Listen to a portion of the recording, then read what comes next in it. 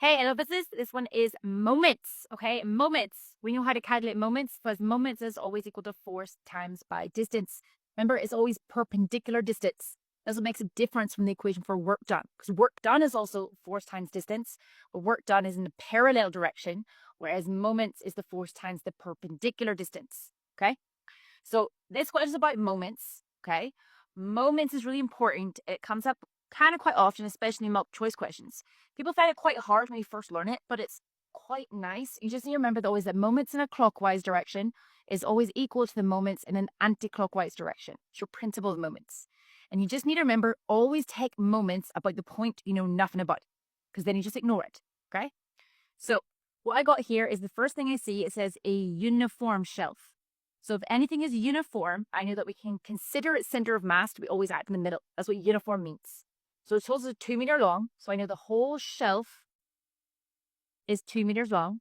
If it's uniform, I know that means that its weight is center of mass at right in the middle. Well, that doesn't work. So let's say it's not 2 meters long because that doesn't make sense. Let's say it's 3 meters long, sorry. So let's say it's 3 meters long. So this distance would be 1.5 meters.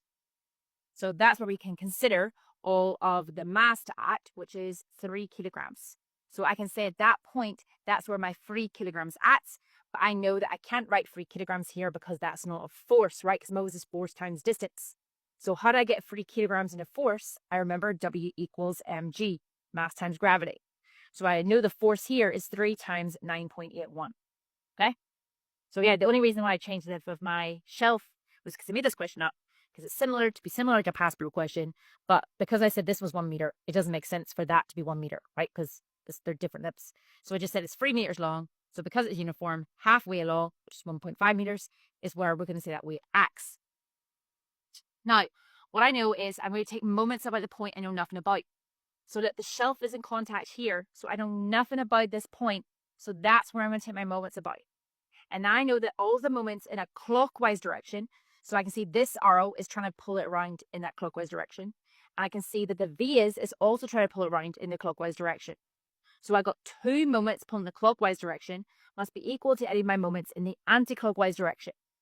So the moments in the anti-clockwise direction is going to be due to this tension in my cord, because my cord, I can resolve it into both its parallel component, its horizontal component, and its vertical component.